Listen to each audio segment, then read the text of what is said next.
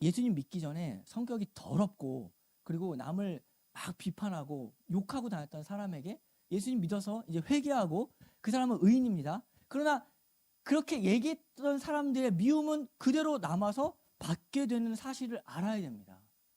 그리고 그 성격 그대로 남아 있다는 것도 알아야 됩니다. 그런데 은혜가 무엇이냐면 바로 그 자리에서 성령님이 그를 훈련하시고 인도하시고 때로 말로도 설득하시고 그게 안 되면은 성령님이 그를 잡아다 끌어서 채찍질도 하셔서 하나님의 자녀다운 자리로 만들어 가시는 그 순간들이 다 은혜죠.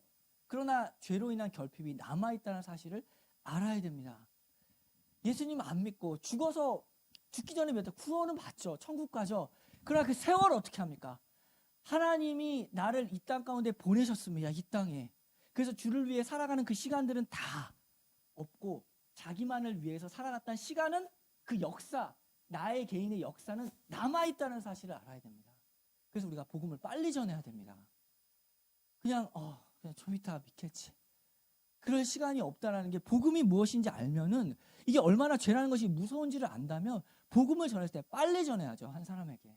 빨리 전하는 그 마음의 긴급성이 어디서 나오냐? 복음을 참으로 알아야 됩니다. 은혜라는 말이 무엇인지 알아야 되죠. 죄의 역사는 남아 있습니다. 그러나 의인이죠.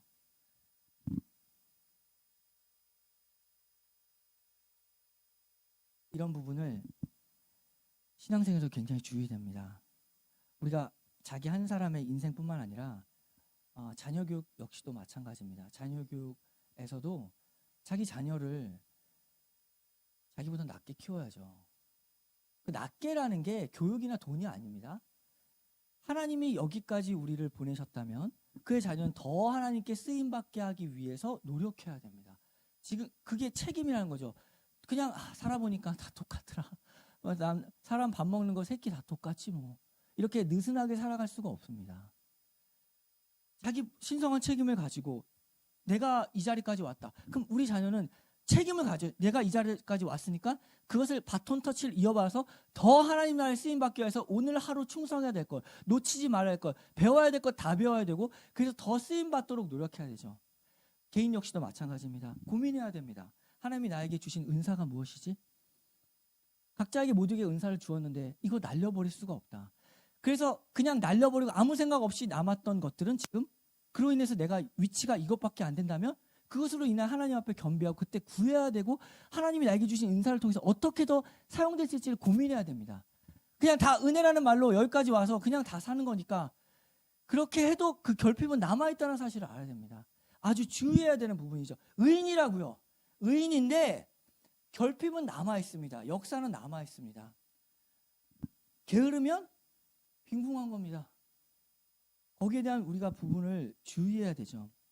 우리 인생 역시도 지난날 우리가 게으르고 또 그냥 막 함부로 대하고 함부로 했던 걸로 인해서 지금 결과들이 남아있고 역사가 남아있습니다. 자꾸 세월이 갈수록 그 결핍을 쌓아가는 사람이 있습니다. 그 끝자리에 누가 있었죠? 사울이 있었죠. 사울은 하나님께 부르심을 받은 사람, 그도 기름 부음을 받았죠. 근데 계속 결핍을 쌓아갑니다. 하나님 말씀을 어기고 관심이 없고 자기가 왜 왕으로 세웠는지를 모르고 자기 마음대로 인기에 영합해서 끝까지 그렇게 가다가 그의 결말이 무엇이냐? 하나님과 아무 상관없는 자리에서 하나님의 적극적인 형벌을 받게 되는 것이죠. 다윗은 어땠습니까? 다윗은 생각했습니다. 나는 왜 기름 부음 받았지? 저번 주에 봤죠. 다윗이 그 엘라 골짜기에 가서 굳이 골리앗에게 가지 않아도 됐다고요. 다윗은 자기에게 주어진 책임을 다 한 사람입니다. 아버지 심부름 받았죠. 책임 다 했죠. 양치기로 왔다가 양치기 하고 있었습니다. 그리고 자기 책임을 다 하고 있었으며 충실하게 있었죠. 그리고 또 아버지 심부름 했죠. 그때 형이 그랬잖아요. 여기 왜 왔냐? 내가 왜 여기는 잘못한 것입니까? 자기 책임을 다 했다는 겁니다. 그런데 그는 거기서 끝나지 않고 책임에서 그냥 자기 살아가는 것, 내 책임 다 했다 라고 끝나지 않고 내가 기름 부음 받은 이유가 무엇인지 지금 고민했다고요. 골리앗이 저렇게 이스라엘을 무시한다. 그럼 나는 과연 기름 부은 자로서 지금 내가 이 목소리를 듣고 있다. 그럼 하나님께 묻는 겁니다. 나는 그럼 어떻게 해야 됩니까? 고민한 거죠. 자기의 기름 부으심에 대하여서 항상 고민했던 사람입니다. 그래서 하나님께 물었던 사람이죠. 우리 역시도 마찬가지입니다. 우리에게 은사가 주어졌고 그 은사를 빨리 발견해 달라고 주님께 기도하고 또 그 은사들을 연습해서 하나님께 사용받기를 원하고 간절히 기도하는 사람을 하나님은 쓰십니다. 이러한 인과의 법칙이 있다는 것을 기억해야 되죠.